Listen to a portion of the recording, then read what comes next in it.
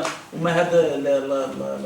التقاضي الاستراتيجي ما هو الا وسيله للضغط على الحكومه، لانه في نهايه المطاف نحن لا ننتظر النتيجه بقدر ما ان هذا التقاضي الخيار ديال الاستراتيجي هو الوسيله. الهدف ديالو هو انه يعري الاختلالات، ويقدر على الاقل حنا ندفعوا بالمشرع لتغيير هذا القانون وتغيير السياسات ديال الحكومه تجاه المدينه. الندوة الصحفية التي تعقد اليوم بمقر المنظمة المغربية لحقوق الإنسان هي مبادرة ل4 إطارات، هي المنظمة المغربية لحقوق الإنسان والجمعية الوطنية للمحامين بالمغرب وهيئة المحامين بالأسفي واتحاد المحامين الشباب بأسفي. المبادرة جاءت بناء على الفيضانات التي عرفتها مدينة أسفي والتي خلفت العديد من الخسائر سواء في الأرواح أو خسائر مادية. بادرنا كإطارات 4 أولا إلى سلوك مسطرة التقاضي الاستراتيجي في مواجهة رئيس الحكومة من أجل إعلان هذه المنطقة منطقة منكوبة. كما تعلمون بأن قانون الكوارث الطبيعية يفرض على رئيس الحكومة من أن يعلن منطقة ما منكوبة لكي يستفيد من هذا الصندوق. للأسف الحكومة لم تبادر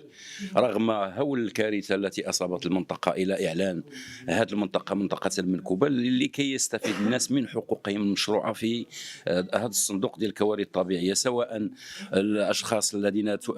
ذوي الضحايا يعني الذين توفوا أو الذين ضاعت منهم خسائرهم، لأن ماشي دائما المواطنين محتاجين أن اللي يصدق عليهم، يعني كاينين حقوق ديالهم اللي خصهم يستافدوا منها. واللي هي ندوة صحفية غادي نحاولوا من خلالها نسلطوا الضوء على العمل اللي تم القيام به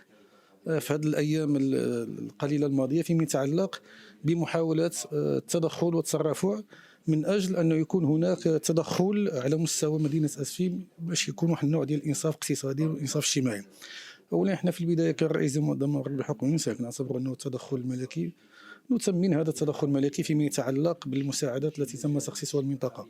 لكن في جانب آخر كاين واحد القانون اللي هو قانون ديال التعويض على الكوارث الطبيعية تم سنه من طرف المؤسسات التشريعية، وكنعتبر أنه الحكومة